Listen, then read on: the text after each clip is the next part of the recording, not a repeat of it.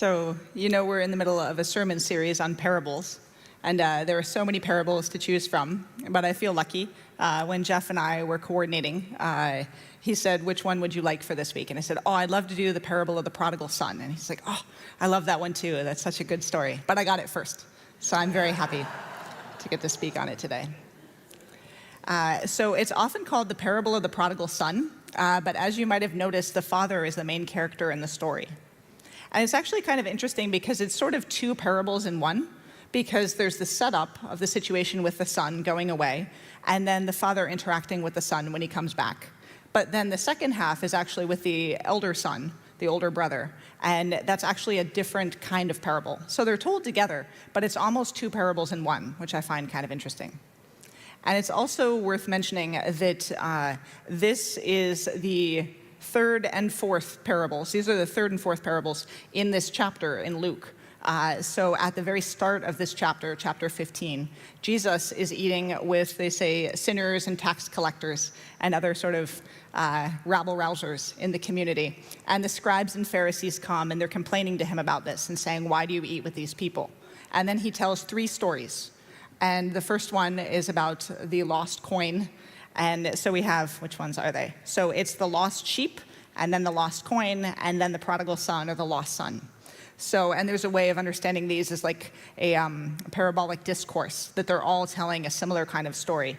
So with the lost sheep, you have the shepherd that keeps all the other sheep, and one goes missing, so goes out to great lengths to bring back the sheep.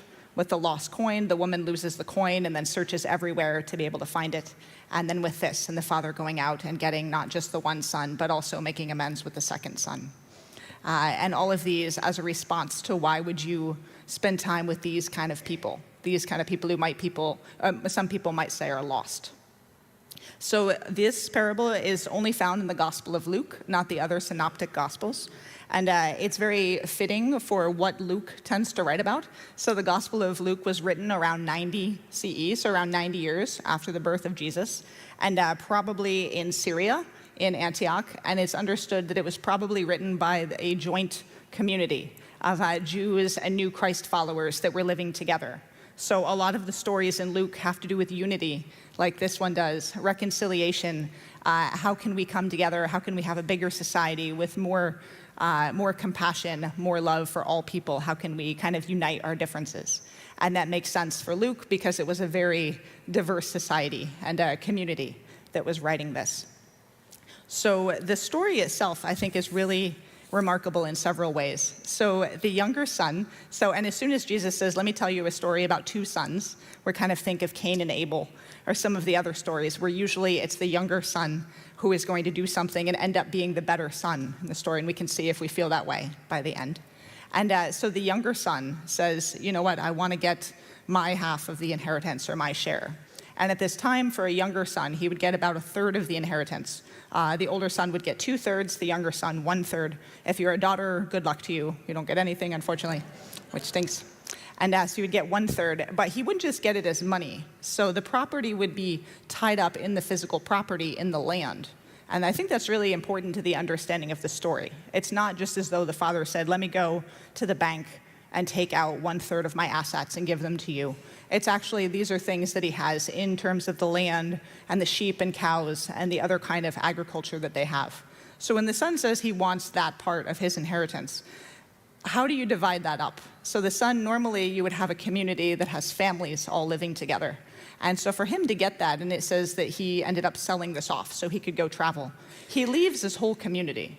So he doesn't only leave his father and his older brother, but he actually leaves the whole community. And he has to sell off his portion of the land to someone else who may or may not have been in the family.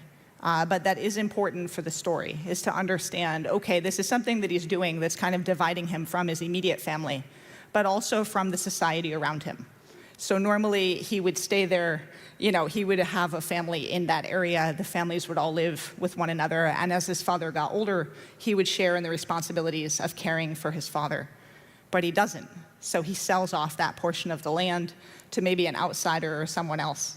And he leaves. And he leaves the responsibility for the rest of the land and also caring for his father to his older brother, which I think is part of why the older brother might be quite miffed at this point about this.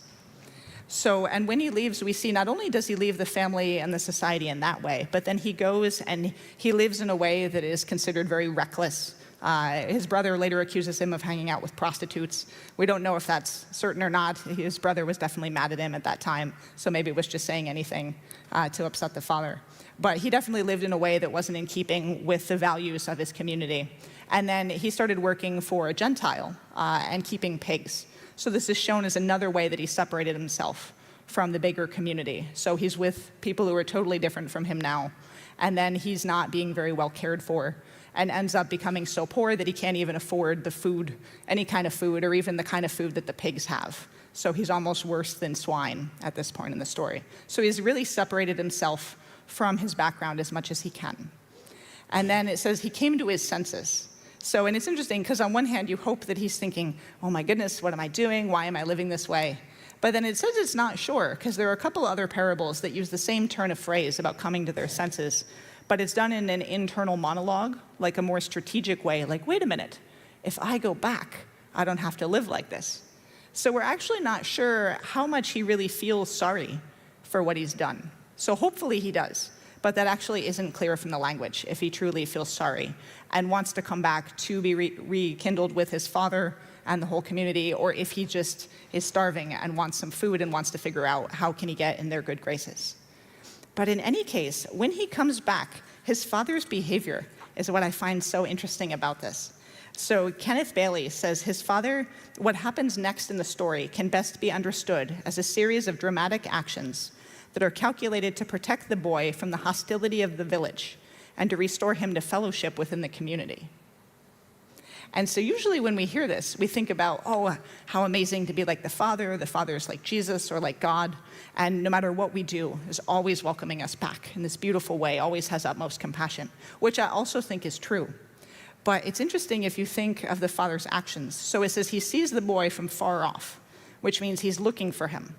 So even though he's been gone for a long enough period of time that he squandered the riches, his father is still looking out for him. And as soon as he sees him from far off, his father runs out to greet him. And I remember my professor, Dr. Harry Meyer, said at that time for a man of his age to run, you'd have to kind of pull up your robes.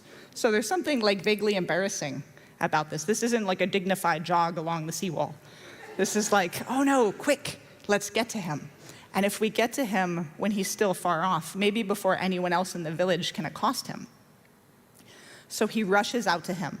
And also the son doesn't have to make it all the way there. As soon as the father notices him at all, rushes out to see what he can do to smooth things over. And then the son starts to begin the apology, but the father cuts him off halfway through. And he never even gets to the point where he says, I can work for you as one of your hired hands. He doesn't even let him get to that point. So as soon as the son shows up, the father is there trying to welcome him back and to fix things. And then the father says, here, give him a ring and give him sandals and give him a robe. And these would all be things that someone who's respected in the community would have. So if he's coming back in rags and looking like a beggar, he's not going to look like that. And it would be known that the father is the one giving him these things. So as the villagers see him coming closer, they see that the father's already gifted him this stuff, and he's presumably walking back into the village with his father. And then when he comes in, the father hosts a huge celebration. Now, certainly, I would hope the father is very excited about this and very happy and legitimately wants to have a celebration. But also, if the father preemptively has this celebration and invites all the villagers, look, my son is returned, he's here. Again, that's a way that's going to cut down to any kind of gossiping that can go on in the village. Can you believe this? Suddenly the son's returned, and it's a big cause for celebration. So it's really remarkable the kind of steps that the father takes, which not only would reconcile him personally with the son, but also the rest of the community, to keep it so the community isn't going to isolate him further and shun him. And then it's similar in the second half, or perhaps the second parable, when the elder brother has been working this whole time and is quite upset about this, and hears that there's a big party and says, well, I'm not coming to the party then. I'm staying out here, you can't make me come. I'm out here, this is outrageous. And he's feeling very self-righteous. He's been there caring for the father the whole time and doing his duty, and now this is happening. So the father leaves the party and comes out to see the son, which again would have been very unusual at this time. And so there would be a ruckus if the son's outside and refusing to come. That's going to stir up trouble in the community. But the father leaves the party and comes and pleads with him to come back in. and calls him a term of endearment, like, no, son, I love you, everything I have is yours. I personally find it hard to believe that the father would have treated that son badly and not the other one, but who knows? We don't know these people individually. But then the father does what he can to bring that son back and says he was lost and has now been found. Don't worry, it's not like I was withholding myself from you this whole time we've been together, but now please come join me. So it's really remarkable in a personal way, but also I think in this really societal way. It's really interesting, these kind of steps. And I just wonder if we have any of that in our society. Do we have any way that we can bring people back after they've been lost? One of the people I took classes with when I was at the Vancouver School of Theology is a prison chaplain. And she said one of the things that stood out to her doing this work for so long is the people she worked with had never done things as bad as had been done to them when they were younger. And she says, people as a society, we get very self-righteous and we say someone did this thing, we'll send them to prison, let them rot, throw away the key. But she says, there is no other place. Like, we act like people are expendable, and if you act in this way, we'll get out. We never want to see you again. But she says that that's still a place. They're with us now. I'm still with them. And she says, I try to minister to these folks who people never want to see again, but they're still people. They still have good days. They still have bad days. They still have their own hopes and joys and concerns. How do we allow for that? And so I wonder in our society, when do we act like the Father? Not just individually, but as a whole group. What are the things that we have set up to kind of stop gossip in this society, to stop people from sowing division, from sowing discord? What, if any, kind of things have we set up to allow for real reconciliation across all different kinds of differences? Do we do that? And I worry our society has moved away from that more and more. I'm still in the compassionate listening facilitator group. And this past week, I guess it was maybe a week and a half ago, in the United States, there's a group called the Braver Angels. And it's a group trying to unite Democrats and Republicans. It's super hard. So I think it's 7 of the compassionate listening facilitators went to their conference. They have an annual conference to try to talk about what can we do to bring people together. And that's usually the reaction when you kind of laugh and you're like, oh, good luck with that. But I think that's what's true, right? We say okay, this person, they committed murder, they're in prison. How do we bring them back into society? Oh, I don't know, you can't.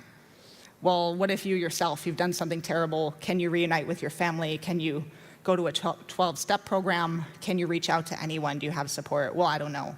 I think we're very quick to kind of dismiss moving forward. But how can we move forward as a society if we just shut people out so rapidly?